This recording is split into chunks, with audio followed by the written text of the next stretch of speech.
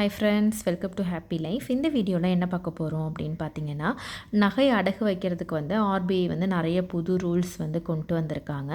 இதுக்கு முன்னாடிலாம் பார்த்தீங்கன்னா, நம்ம நகை அடகு வச்சோன்னா நம்மளால் முடிஞ்சப்போ கட்டி எப்போ வேணால் நம்ம மீட்கிற மாதிரி இருந்துச்சு லாஸ்ட் இயர்லாம். இப்போ என்ன சொல்லியிருக்காங்க அப்படின்னா, 1 இயர் ஆயிடுச்சு அப்படின்னா அந்த நகைக்கான அசல் ப்ளஸ் வட்டி ரெண்டுத்தையும் சேர்த்து நம்ம நகையை மீட்டுட்டு திரும்ப புதுசாக தான் இது பண்ண முடியும், வைக்க முடியும், புதுசாக நியூவாக வைக்கிற மாதிரி அப்படின்னு சொல்லியிருந்தாங்க.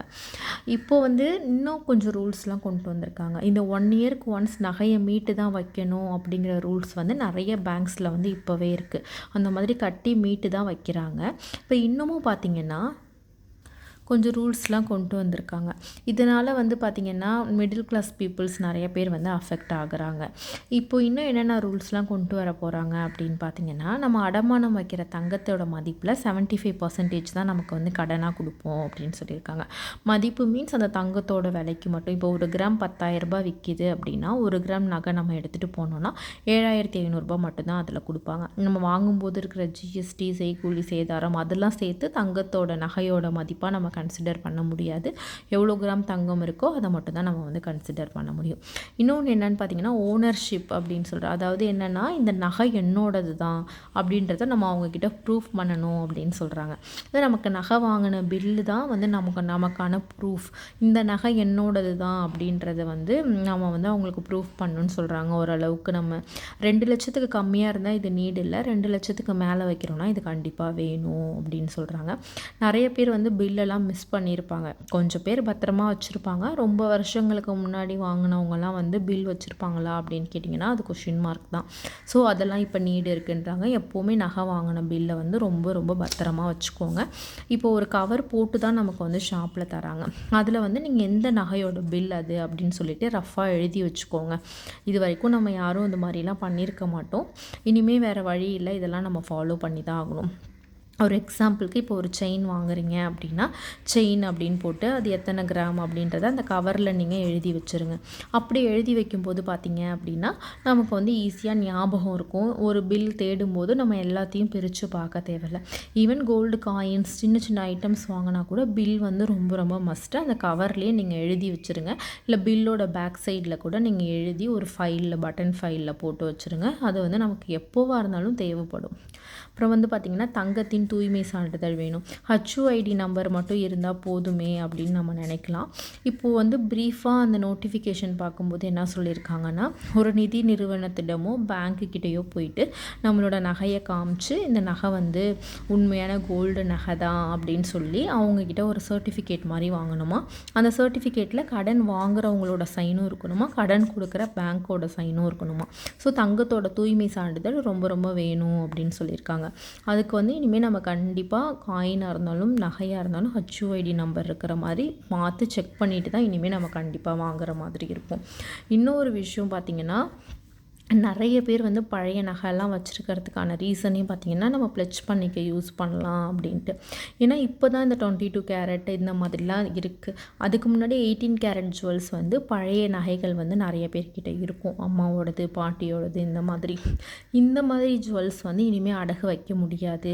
ஒன்லி 22 கேரட் இருக்கணும், இல்லைன்னா அதுக்கு மேலே இப்போ 24 கேரட்டில் காயின்லாம் இருக்கு இல்லையா, இந்த மாதிரி ஜுவல்ஸ் மட்டும் தான் வைக்க முடியும். 22 கேரட்க்கு கம்மியாக இருக்கிற நகைக்கு வந்து இனிமேல் லோன் கிடையாது அப்படின்னு ஒரு ரூல்ஸ் வந்து கொண்டு வர போகிறதா சொல்கிறாங்க. அண்ட் வந்து வெள்ளி பொருட்களுக்கும் வெள்ளி நாணயங்கள் இதுக்கு வந்து கொடுக்குறதா சொல்லியிருக்காங்க லோனு. இது வந்து பார்த்திங்க அப்படின்னா முன்னாடி வந்து வெள்ளிக்கெலாம் கிடையாது, தங்க நகை கடன் மட்டும்தான் பேங்க்ஸில் கொடுத்துட்டு இருந்தாங்க. வெள்ளி பொருட்கள் வந்து பார்த்திங்கன்னா வெளியில் ஷாப்பில் வந்து நிறைய பேர் அடகு வைப்பாங்க. ஆனால் பேங்க்கை பொறுத்த அளவுக்கு சில்வருக்கு இது வரைக்கும் வந்து எந்த விதமான லோனுமே கொடுத்தது கிடையாது. இதை வந்து புதுசாக இன்ட்ரடியூஸ் பண்ணியிருக்காங்க. ஸோ நீங்கள் சில்வர்லேயும் கொஞ்சம் கொஞ்சமாக இன்வெஸ்ட் பண்ணுறது வந்து பெட்டராக இருக்கும். ஸோ இந்த மாதிரி வெள்ளி பொருட்களுக்குன்னு லோன் கொடுக்குறாங்க. அதுக்கு எவ்வளோ பர்சன்டேஜ் கொடுக்குறாங்க, அந்த வெள்ளியோட பியூரிட்டி எப்படி செக் பண்ணுவாங்க, அதெல்லாம் இன்னும் நமக்கு தெரியல. ஒன்ஸ் இந்த ரூல்ஸ்லாம் இம்ப்ளிமெண்ட் ஆனதுக்கப்புறம் கொடுக்க ஸ்டார்ட் பண்ணதுக்கப்புறம் தான் தெரியும். அப்புறம் தனி நபர் ஒருத்தவங்க வந்து பார்த்திங்கன்னா மேக்ஸிமம் 1 kg ஜுவல்ஸ் தான் வைக்க முடியும் அப்படின்னு சொல்கிறாங்க. அதாவது 125 பவுன் நகை தான் வைக்க முடியும், அதுக்கு மேலே வந்து நகை வைக்க முடியாது அப்படின்னு சொல்கிறாங்க. எப்போவுமே இந்த ரூல்ஸ் பற்றி எனக்கு தெரியல, இப்போ தான் வந்துச்சா முன்னாடியிலேருந்து இருக்கா அப்படின்ட்டு.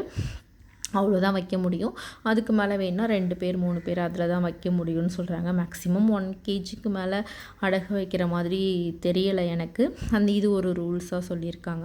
இப்போ வந்து நம்ம போய் நகைக்கு அசலும் வட்டியும் சேர்த்து கட்டிடுறோம். கட்டினதுக்கு அப்புறமா அவங்க வந்து 7 டேஸ்க்குள்ளே நமக்கு ஜுவல்லை வந்து திரும்பி கொடுக்கணும் பேங்க்கு. இல்லை அதுக்கு மேலே லேட் பண்ணுறாங்க அப்படின்னா பேங்க்குக்கு பெர் டேக்கு வந்து 5000 ருபீஸ் வந்து ஃபைன் போட்டு பேங்க் வந்து நமக்கு கொடுக்கணும். அதாவது கடன் வாங்கினவங்களுக்கு வந்து கொடுக்கணும் அப்படின்னு சொல்லி பேங்க்குக்கும் புதுசாக இந்த ரூலை வந்து இம்ப்ளிமெண்ட் பண்ணியிருக்காங்க.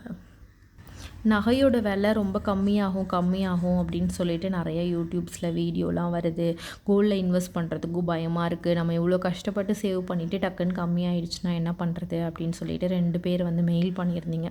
அந்த மாதிரி நடக்கிறதுக்கான வாய்ப்புகள் வந்து என்னோட ஒப்பீனியன் இது 100% வந்து சான்ஸ் இல்லை அப்படின்னு தான் சொல்ல முடியும். மேபி வேணால் ஒரு கிராமுக்கு 500 இந்த ரேஞ்சில் தான் குறையும். திரும்ப 5000 வருமா, ஒரு கிராம் 6000 வருமா அப்படின்னு கேட்டிங்கன்னா கண்டிப்பாக வந்து டவுட் தான். அதனால் அந்த மாதிரி பார்த்து நீங்கள் டவுட் பட வேண்டாம். உங்களால் முடிஞ்ச அளவுக்கு ஒரு சேவிங்ஸில் ஒரு பகுதி, அதாவது ஒரு 100 ரூபாய் நீங்கள் 1 மந்த்துக்கு சேவ் பண்ணுறீங்கன்னா அதில் 50 ரூபாய் கண்டிப்பாக தங்கத்தில் இருக்கட்டும். ரிமைனிங் சேவிங்ஸ் எல்லாம் ஒரு 50% வேறு இதில் இருந்து நீங்கள் சேவ் பண்ணுறதுக்கு ட்ரை பண்ணுங்கள்.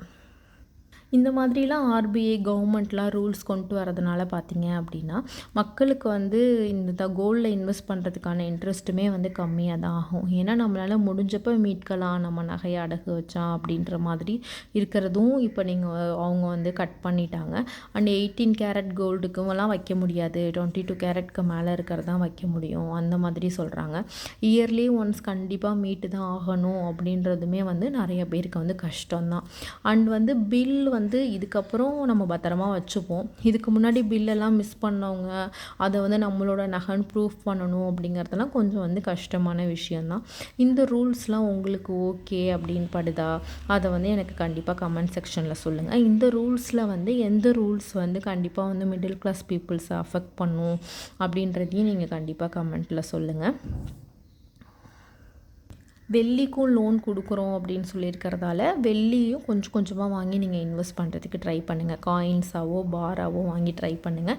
வெள்ளிக்கு வந்து பார்த்திங்கன்னா ரீசேல் வேல்யூவும் இருக்குது. கம்மியான அமௌண்ட்டில் வந்து அதிகமான கிராம்ஸ் வெள்ளியும் நம்ம வாங்கி சேவ் பண்ண முடியும். இப்போ ப்ளெட்ஜ் பண்ணிக்கலாம் அப்படின்னு ஒரு ஆப்ஷனும் இருக்கிறதால சில்வரையும் நம்ம ஒரு கோல்டு மாதிரி ஒரு இன்வெஸ்ட்மெண்ட்டாக வந்து கன்சிடர் பண்ணணும். இப்போ 1000 ரூபாய்க்கு வந்து நீங்கள் சேவ் பண்ணணும் கோல்டில் அப்படின்னு முடிவு பண்ணிட்டீங்கன்னா 800 ரூபாய் வந்து கோல்டில் சேவ் பண்ணுங்கள். 200 ருபீஸ் ஆர் 100 ருபீஸ் ஆகுது சில்வரில் வந்து சேவ் பண்ணுறதுக்கு ட்ரை பண்ணுங்கள். சில்வரும் கண்டிப்பாக வந்து ஃப்யூச்சரில் வந்து அதிகமாக தான் ஆகும் அப்படின்னு நினைக்கிறேன். ஆனால் நீங்கள் சில்வர் வந்து சேவ் பண்ணுறீங்கன்னா சில்வர் பொருட்களாக வாங்காமல் காயின்ஸ் அண்ட் பார்ஸாக வாங்கி வைக்கிறது வந்து லாஸை வந்து நமக்கு கம்மி பண்ணணும்னு நினைக்கிறேன்.